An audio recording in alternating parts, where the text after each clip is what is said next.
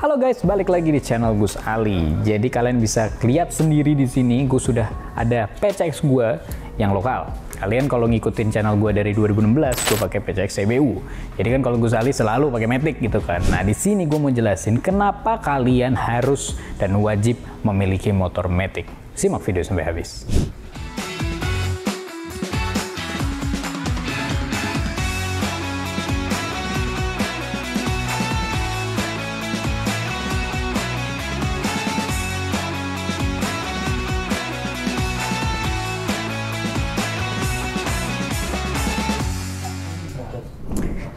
Motor Matic adalah salah satu motor yang paling banyak digunakan oleh masyarakat Indonesia.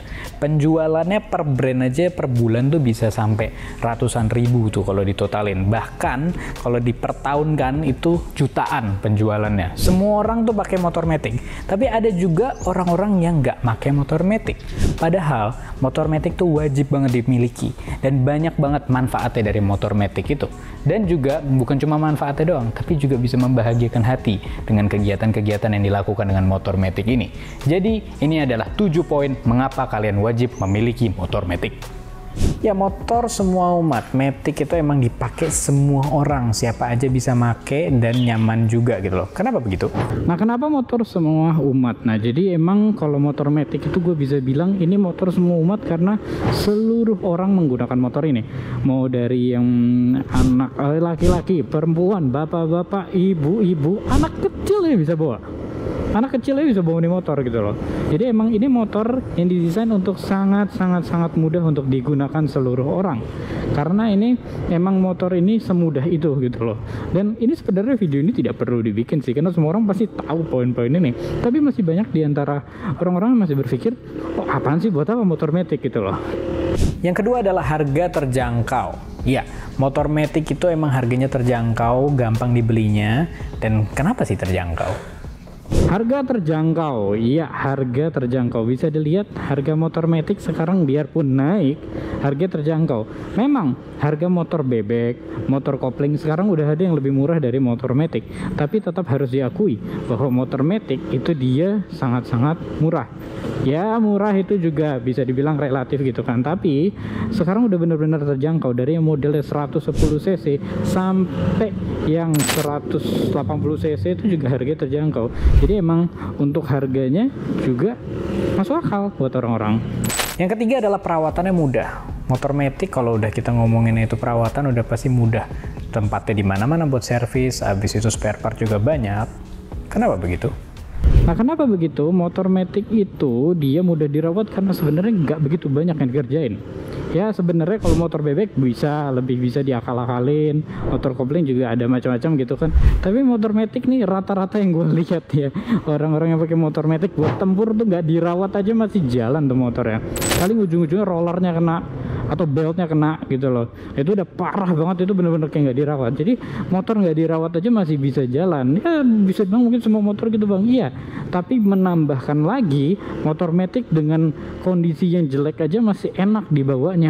Nggak perlu mikirin ganti giginya nanti bermasalah atau gimana-gimana. Paling ujung-ujungnya yang bermasalah nanti, kok ini gasnya nggak enak ya, kok pengereman nggak enak ya, kok ini kayak ngadet-ngadet ya. Paling problemnya jadi kayak gitu. Dan itu emang udah, kalau udah sampai kayak gitu ya berarti emang udah parah banget motornya gitu loh. Modifnya asik dan gampang. Modifnya gampang tuh seperti apa? Modifnya asik tuh seperti apa? Modif gampang dan asik. Nah, ini asik dan gampang ya maksud gue tadi ya. Ya kalau kalian bisa lihat sendiri contohnya. Di Indonesia nih, modifikasi motor Matic macam-macamnya, bener-bener macam-macamnya seperti tadi gue bilang contohnya PCX gue sendiri. Gak usah ngomongin PCX gue deh, cari motor Matic yang paling jarang misalnya kayak XADV. XADV itu jarangnya minta ampun di Indonesia gitu kan, tapi masih ada aja part modifikasinya. Apalagi di Indonesia nih, sekarang nih part modifikasi lagi bener-bener di mana-mana. Ya bener, di mana-mana. Jadi semua orang bisa modif, semua orang bisa nambahin part modifikasi. Dan untuk motor Matic itu jauh lebih gampang dibanding motor kopling gue lihat, karena secara dia apa-apainnya itu semua kelihatan gitu loh. Gue ngalamin sendiri saat gue modif Nuda dan saat modif PCX itu jauh banget kan. Nuda motor langka, oke. Nuda motor naked, ya itu susah banget cari part modifikasinya. Nanti kalau misalnya kalian dari PCX ini, ya Allah, alirannya banyak banget. Jadi modif yang gue maksud tuh bukan cuma partnya ada doang, enggak, tapi modif asik gue bilang kan. Nah, itu bisa alirannya macam-macam. Motor matic dijadiin touring, motor matic dijadiin drag, motor matic dijadiin harian sport, motor matic dijadiin ngabrus, wah, macamnya. Jadi banyak sekali pilihannya, dan itu bisa jadi masukan juga buat kalian yang mau modif motor kalian. 5. Motor matic itu tahan lama, timeless. Nah, gimana tuh? Kenapa bisa dibilang tahan lama?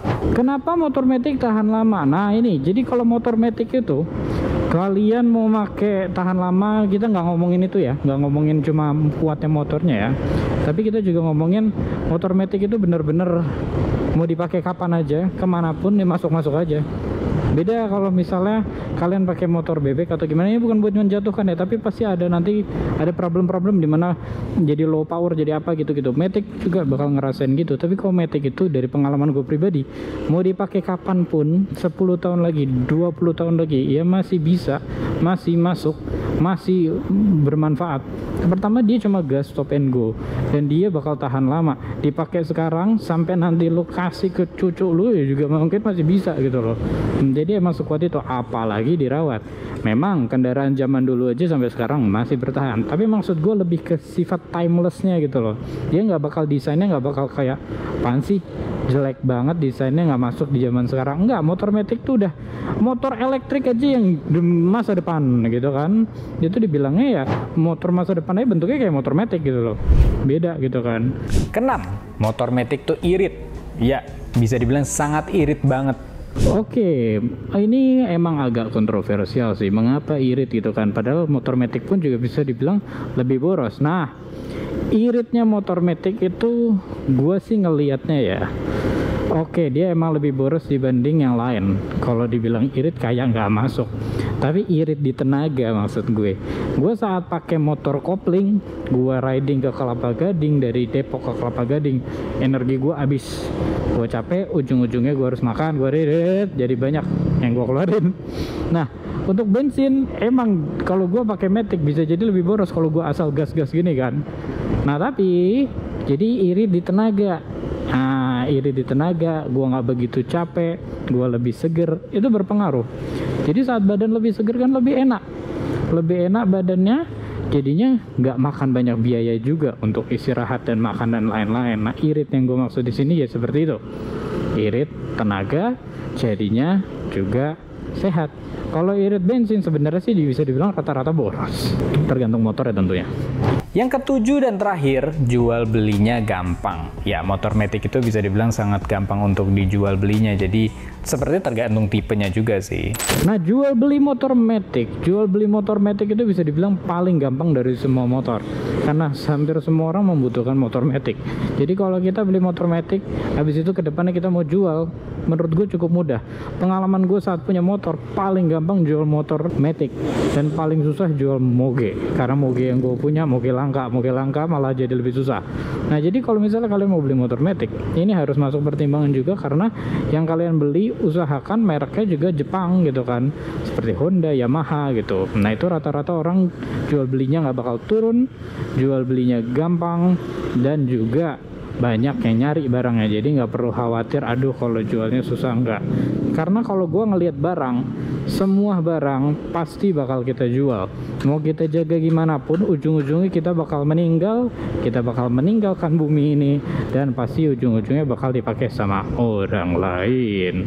Oke, jadi itu mengapa motor matic itu wajib dimiliki oleh semua anak motor, semua biker, dan semua umat. Karena motor ini seperti poin-poin tadi, ada 7 poin itu, bahkan bisa lebih. Motor ini sangat mudah sekali untuk dimiliki, digunakan, dan dirawat. Jadi tunggu apa lagi? Masa gua doang yang pakai matic? Kalian juga harus pakai motor matic. Oke teman-teman semua, jadi itu sedikit pembahasan kali ini. Ya, ini lagi mencoba aja sih kombinasi pembahasan dan motovlogging, dan mudah-mudahan konten ini menarik dan bisa membantu kalian juga untuk saat memilih motor, mending pilih yang mana. Semua motor punya kelebihannya masing-masing, semua motor punya kekurangan masing-masing. Pilihlah sesuai kebutuhan, pilihlah yang kalian suka, dan tentunya ride safe as always. Sampai jumpa di video selanjutnya. Gugus Ali undur diri, sampai jumpa.